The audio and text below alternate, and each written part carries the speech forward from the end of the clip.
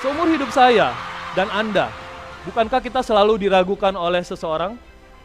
Bukankah kita selalu diremehkan oleh seseorang?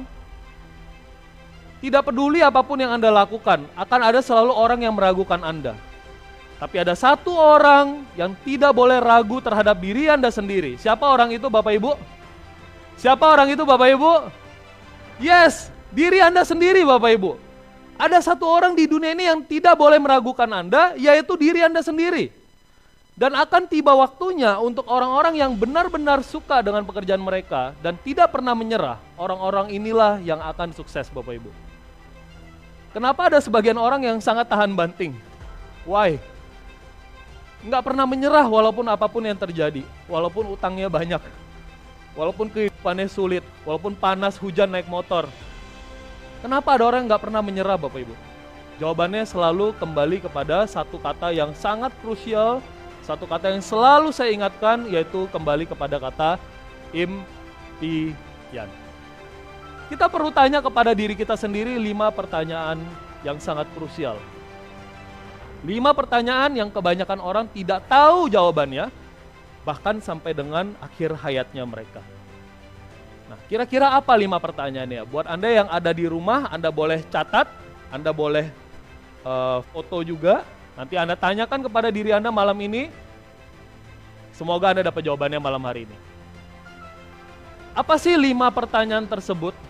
Ya, yang pertama adalah, siapa sebenarnya Anda? Kalau saya tanya kepada orang, siapa sebenarnya Anda? Dia jawab, saya adalah Larry. Saya adalah Dora. Saya adalah Dudi, saya adalah Ferry, saya adalah Inge. Anda bukan Ferry, Anda bukan Dora, Anda bukan Inge. Anda siapa sebenarnya? Siapa sebenarnya Anda? Itu nama Anda, itu bukan jati diri Anda. Siapa sebenarnya Anda, Bapak Ibu? Ini adalah pertanyaan pertama yang Anda harus jawab. Pertanyaan pertama yang sangat krusial, yang Anda harus tahu dulu jawabannya. Bukan Inge, bukan Dora, bukan Lucy. Itu nama Anda, itu bukan Anda, Bapak Ibu. Jadi malam ini cari jawabannya, siapa sebenarnya Anda. Oke? Pertanyaan kedua, Anda boleh catat, kenapa Anda dilahirkan? Yang lucu kalau saya tanya pertanyaan ini sama orang, kalau saya lagi konsultasi ngobrol dengan tim saya tanya kenapa Anda dilahirkan? Dia bilang, tanya aja papa mama saya dilahirkan by accident katanya. Sebelum papa mama saya married. Are you kidding me? Anda dilahirkan bukan karena accident, Bapak Ibu. Walaupun memang theoretically bisa saja karena accident.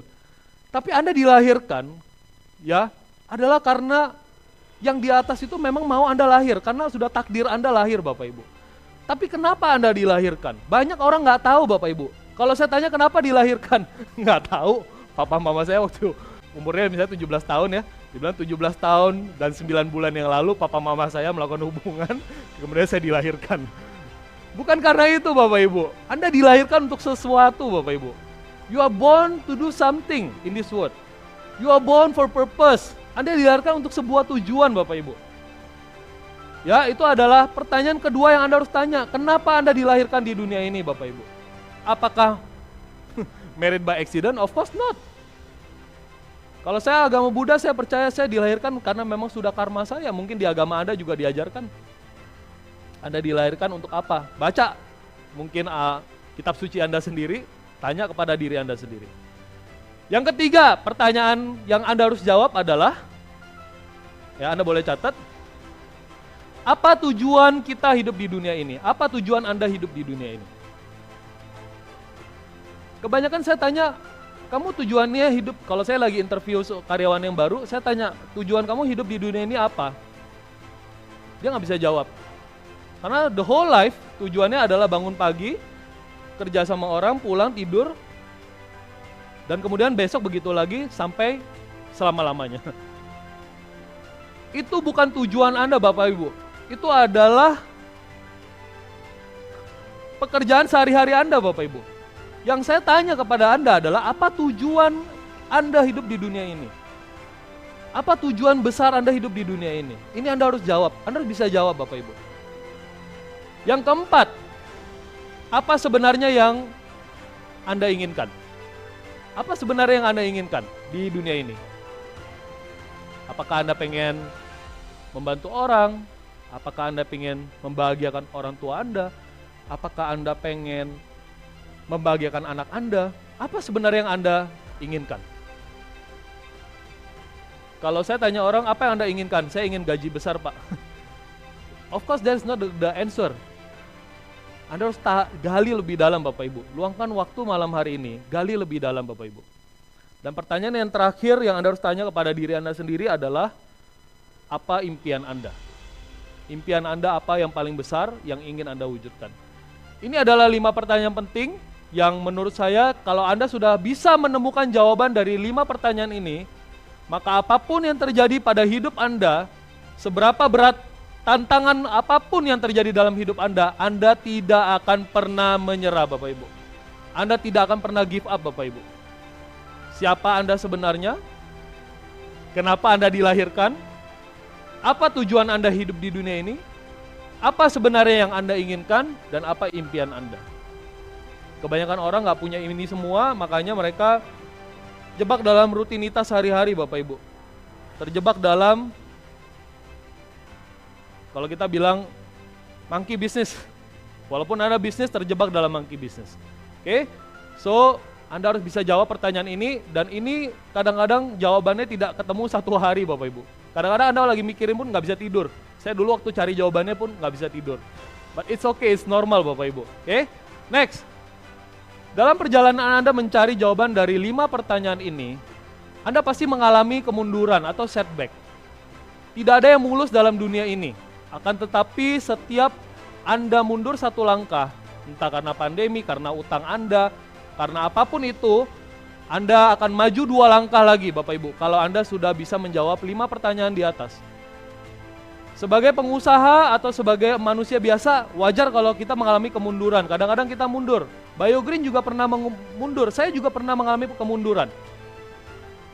Tapi karena kita tahu apa impian kita tahu siapa kita tahu kenapa kita dilahirkan, kan kita tahu impian kita, Bapak Ibu. Kita bisa maju lagi 2 langkah, Bapak Ibu. Jadi setiap kita mundur 1 langkah, kita maju 2 langkah. Setiap kita mundur 1 langkah, kita maju 2 langkah, Bapak Ibu. Ya, ada pepatah China yang saya sangat suka. Di China orang mengatakan satu pepatah yang tulisannya, Ibu Lucy suaminya pasti dengar ini dan nontonnya di rumah, dia dan suaminya Bu Lisa, karena mereka dari China. Pepatah ini mengatakan Shenian Mo Ichen. Kalau pronunciasi saya benar ya. Shenian Mo Ichen itu artinya adalah perlu waktu 10 tahun untuk menajamkan sebuah pedang, Bapak Ibu.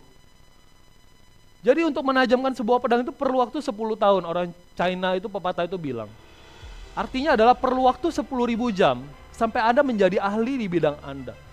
Perlu waktu 10 tahun untuk menjadi sukses, Bapak Ibu. Perlu waktu 10 tahun untuk menjadi master di bidang Anda, Bapak Ibu. Nggak ada yang instan, nggak ada yang praktis, Bapak Ibu. Kalau Anda mau praktis, cepat kaya, skema cepat kaya, ya this is not for you. Oke? Dan pepatah lama itu benar. Ya, time is money, waktu adalah uang.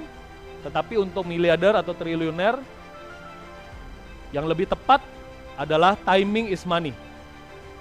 Waktu yang tepat adalah uang. Kapan timing yang tepat untuk memulai sebuah usaha? Kapan timing yang tepat untuk serius menjalankan hidup kita? Kapan timing yang tepat untuk serius dalam menjalankan usaha yang Anda jalankan hari ini? Timing yang tepat untuk menanam pohon adalah 20 tahun yang lalu, udah lewat, Bapak Ibu. Dan timing kedua yang paling tepat adalah hari ini, detik ini juga, Bapak Ibu. Itu adalah timing yang paling tepat yang kedua. Jadi ambil keputusan hari ini juga, kalau Anda mau memulai sesuatu, jangan tunda-tunda, tunggu-tunggu, ya. Karena tidak ada timing yang tepat selain hari ini, Bapak Ibu. Untuk menjadi miliarder, Anda harus bersabar dan menunggu kesempatan datang. Namun Anda juga tidak boleh ragu untuk mengambil tindakan saat dihadapkan pada peluang sekali seumur hidup, Bapak Ibu. Apa yang membedakan miliarder dari orang lain adalah bahwa mereka tidak takut. Garis bawain, Bapak Ibu ya.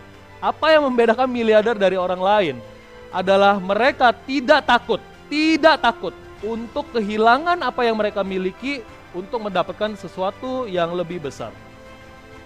Itu yang membedakan miliarder dari orang-orang biasa, Bapak Ibu. They're not afraid to lose whatever they have.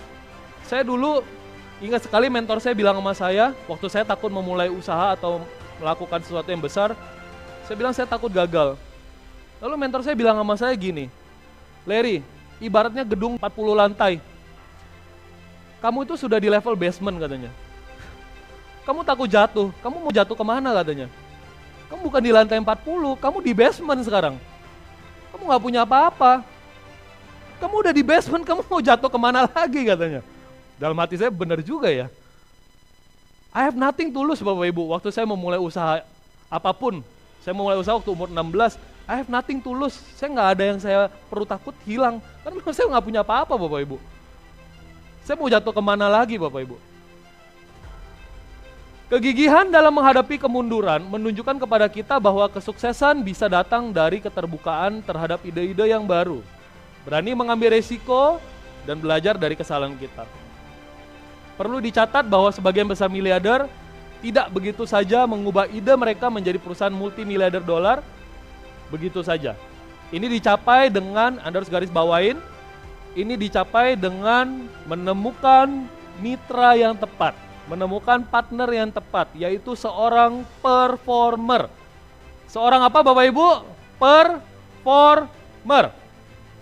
Kalau Anda punya ide, kalau Anda udah nekat, kalau Anda udah berani maju, kalau Anda udah berani ambil risiko, nggak cukup Bapak Ibu. Anda harus perlu satu lagi Bapak Ibu, Anda harus ketemu mitra yang tepat.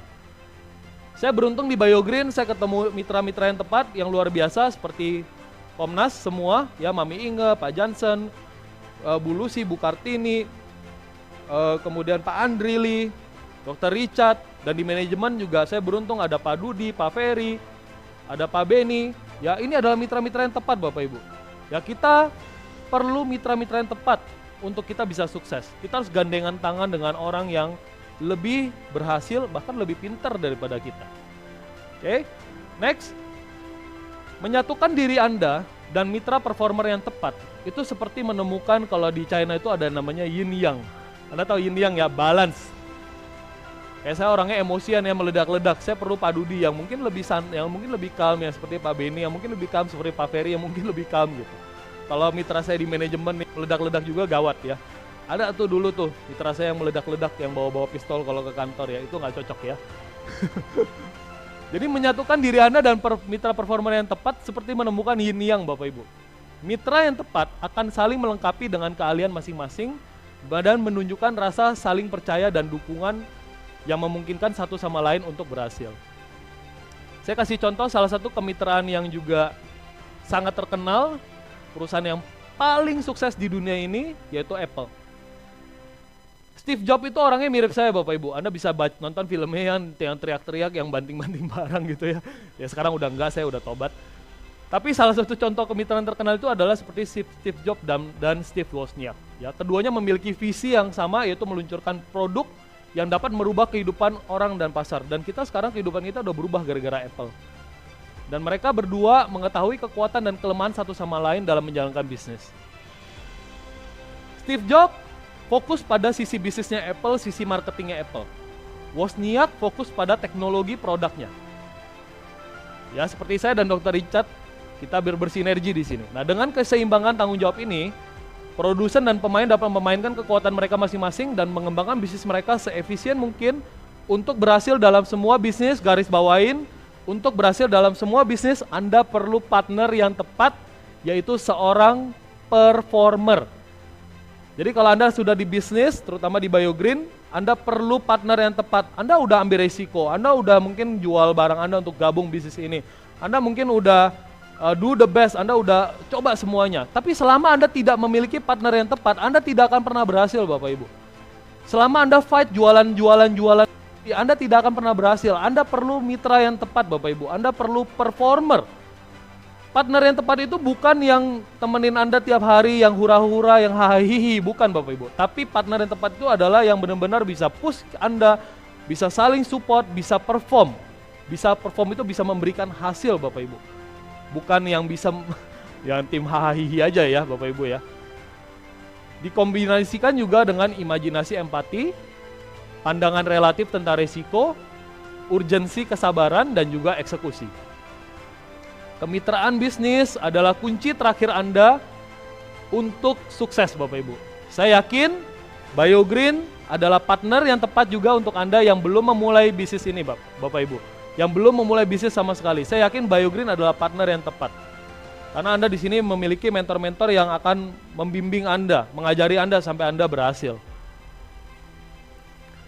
Siapa yang setuju dengan saya? Katakan yes. Say yes. Yes. 1, 2, 3. Yes. 1, 2, 3. Yes.